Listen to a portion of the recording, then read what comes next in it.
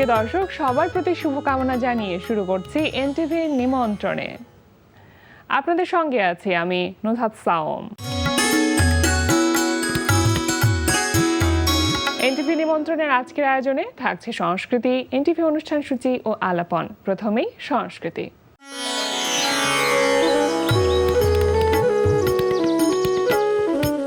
উত্তরার গ্যালারি কায়ায় অনুষ্ঠিত হচ্ছে চন্দ্র ভট্টাচার্যের একক চিত্রকলা প্রদর্শনী বিটুইন উইটনেস অ্যান্ড ইমাজিনেশন। প্রদর্শনী চলবে 21 জুলাই পর্যন্ত। লালমাটিয়ার কলাকেন্দ্রে অনুষ্ঠিত হচ্ছে বুবলি বর্ণার একক চিত্রকলা প্রদর্শনী বিচ্ছিন্ন অস্তিত্বে অবিচ্ছিন্ন সত্তা 2। প্রদর্শনী চলবে 25 জুলাই পর্যন্ত। ধানমন্ডির গ্যালারি চিত্রকে অনুষ্ঠিত হচ্ছে শিল্পী শামসুল আলম আজাদের তৃতীয় একক চিত্রকলা প্রদর্শনী দৃশ্যমান কাঠামো। প্রদর্শনী চলবে 18 জুলাই পর্যন্ত। এবার এনটিভি অনুষ্ঠান সূচি।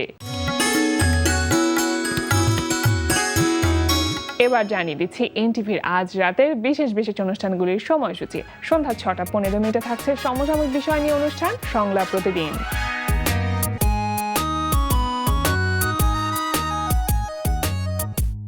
রাত 8:20 থাকছে রান্না বিষয়ক অনুষ্ঠান ফুড ক্যারাভান। রাত 9:30 থাকছে শামস করিমের পরিচালনায় ধারাবাহিক নাটক 7 কিলো 1 গ্রাম। মানে আমরা দুইজন গন্ধে যাইয়ে ওই সিনেমা দেখো, রোমান্টিক সিনেমাই তো সেটা দেখো, বুঝলা?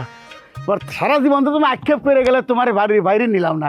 অনেক খুব রং ধরেছে না, খুব ফুর্তি। তোমরা ফকির লাগি কি করছো?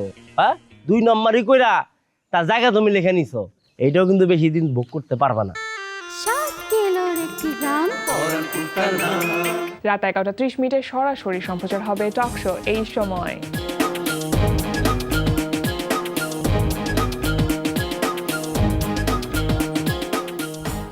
এই ছিল এনটিভির আজ রাতের বিশেষ বিশেষ অনুষ্ঠানগুলির সময়সূচি।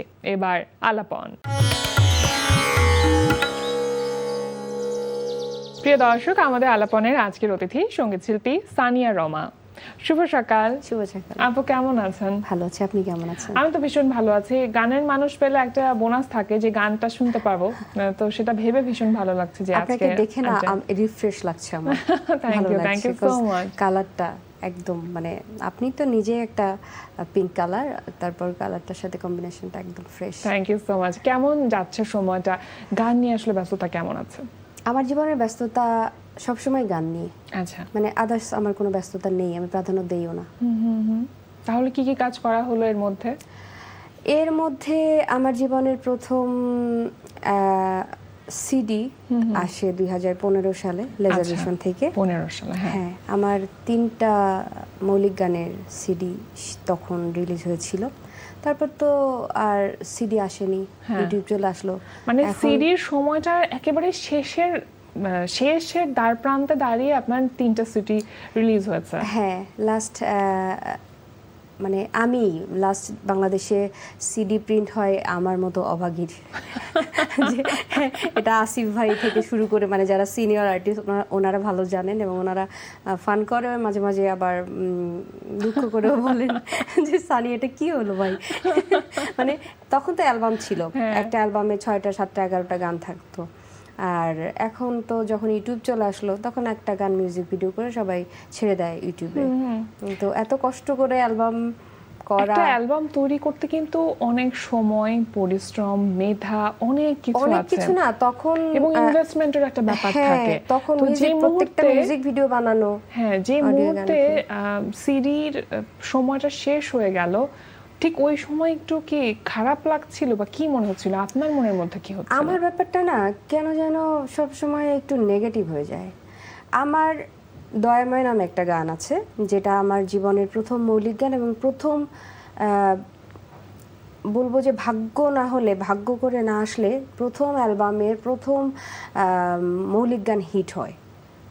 আমার দয়াময় গানটা খুব একটু সুফি টাইপের গানটা, আমি ওটাকে বলি প্রার্থনা সঙ্গীত। ওই গানটা মানুষ খুব পজিটিভ নেয়, তখন সানিয়া রমাকে দয়াময় সানিয়া নামে চিনে। আচ্ছা আচ্ছা। তো ওটা লেজার ভিশন থেকে গেল। লেজার ভিশন থেকে যখন ওটা রিলিজ হলো দয়াময় গানটা, তখন 1 সপ্তাহের মধ্যে লেজার ভিশনের আইডিটা হ্যাক হয়ে গেল। আচ্ছা, লেজার ভিশনের মতো একটা কোম্পানির আইডি হ্যাক, মানে আমার গানটা উড়ে গেল, নেই। জানি না আমার বেলা কেন এমন হয়। তারপর লেজার ভিশন আবার আইডি ফিরিয়ে আনলো, আইডি ফিরিয়ে আনার পরে আবার ছাড়লো, আবার হ্যাক হলো। তো একটা গান মানুষ কতবার লাইক দিবে বা পছন্দ করবে, কমেন্টস করবে, কতবার ভিউ বানাবে। তো এক পর্যায়ে এখন হচ্ছে যে দয়ামায় গানটা আছে, অন্য অনেকে ওটাকে পরে কাভার তো করেছে মাস্ট, কিন্তু অন্য চ্যানেল থেকে ছেড়েছে, বাট লেজার ভিশন ওটা নেই। হ্যাঁ, কপিরাইটটা লেজার ভিশনের। এই আমার বেলায় অনেক রকম দুঃখ বা অনেক সংগ্রাম থাকে না, আমি এটা এনজয় করি।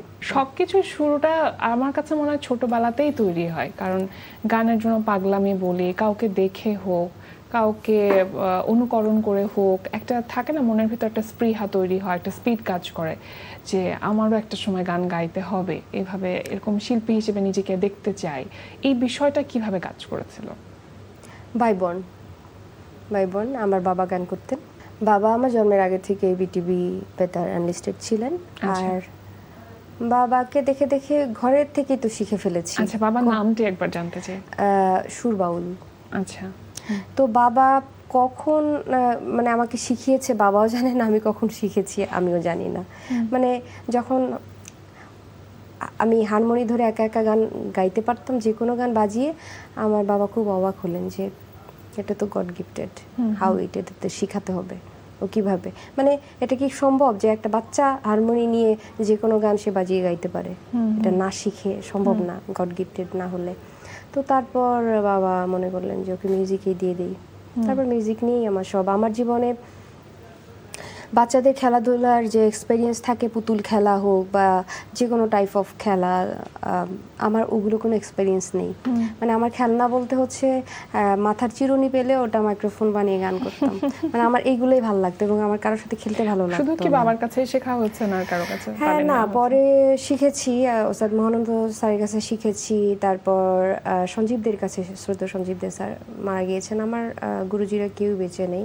পরে করোনার সময় কলকাতা গেলাম অজয় চক্রবর্তীর কাছে হচ্ছে তালিম নেওয়ার জন্য, কারণ স্যার তো এখন বড়দের শিখায়, আগে ছোটদের শিখাতেন।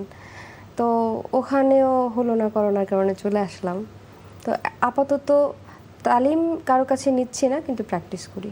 আচ্ছা, প্রতিদিন প্র্যাকটিস করা হয়? প্র্যাকটিস করি। এটা দারুণ একটা ব্যাপার। প্র্যাকটিস আমাকে করতে হয়, মানে ক্রেভিং উঠে যায় আমার, ক্রেভ লাগে, মানে মনে হয় যে কি যেন আজকে হলো না।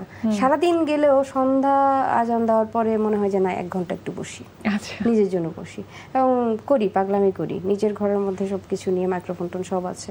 কারণ এখন তো ডাল সিজন, শো নেই, বাইরে প্রোগ্রাম হয় না, তো ঘরের মধ্যে এগুলো করি, পেজে ছাড়ি। এই অনেক রেসপন্স তো নিশ্চয়ই পান।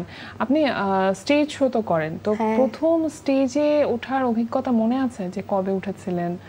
কত বছর বয়স? বয়সটা মনে নেই, ওই ক্লাস 1-2 হবে। আচ্ছা, বাবা হচ্ছে ওয়ার্ল্ড ভিশন অফ বাংলাদেশ, এটা একটা প্রাইভেট এনজিও, সেটা সুপারভাইজার ছিলেন। তো বাবা ওখানে জব করতেন। তো থাকে না বার্ষিক একটা গেট টুগেদার থাকে না স্টাফদের, সেটাতে হচ্ছে সবার স্টাফদের ছেলেমেয়েরা পারফর্ম করবে। তো আমি গান গাওয়ার জন্য হচ্ছে প্রথম বাবার অফিসের ওই প্রোগ্রামটায়, তো যে টেবিলের উপর হারমোনি দেয় না, ওটা পাচ্ছিলাম না হাতে, এত শর্ট ছিলাম। তো তারপর কি করলো, টেবিলের উপরে হারমোনির পাশে আমাকে বসিয়ে দিল। তারপর বাজি ওখানে প্রথম গান করলাম, প্রজাপতি। বাবা কি ধরনের গান গাইতেন? বাবা তো চারণ কবি ছিলেন, ফোক প্যাটার্ন গান। আচ্ছা, তো আপনার কি ওই যে ফোকের প্রতি যে ভালো লাগাটা সেখান থেকে? আপনি তো আধুনিক গানও গেয়ে থাকেন, কিন্তু ফোকের প্রতি ভালোবাসাটা একটু আলাদা। আমার না দুইটার প্রতিই ভালোবাসা, মানে 2 রকম ভালোবাসা। আমি ভালোবাসা তো অনেক রকম, তাই না? বাবা মার প্রতি, ভাই বোনের প্রতি, বন্ধুদের প্রতি, সম্পর্কে ডাইমেনশনটা ডিফারেন্ট থাকে। তো গানের প্রতিও আমার ফোকের প্রতি একরকম, ক্লাসিক্যাল, সেমি ক্লাসিক্যাল, আধুনিক এগুলোর প্রতি আরেক রকম। তারপর পরবর্তীতে বাংলাদেশ টেলিভিশন বা বেতারে এনলিস্টেড হওয়া হয়েছে। হ্যাঁ, বেতারে এনলিস্টেড সব জায়গায়। সেটা কি আধুনিক গানে? আধুনিক ফোক দুটো। আচ্ছা, যখন নতুন কোনো মৌলিক গানের কথা হয় তখন কি ধরনের গান তৈরি করতে ইচ্ছে করে? সেটা কি আধুনিক নাকি ফিউশন নাকি ফোক? একটা সুন্দর কোশ্চেন করেছেন। এটা আমি আসলে বলার কোনো জায়গা পাই না। আমার একটা ক্ষোভ, সেটা হচ্ছে আমি একটু রক টাইপ অফ, একটু band type of, like marine ম্যামের গানগুলা, তারপর মিলাপা যে টাইপ অফ গান করতেন, আচ্ছা। তারপর মানে এই এই একটু রকিং টাইপের গানগুলো পছন্দ করি।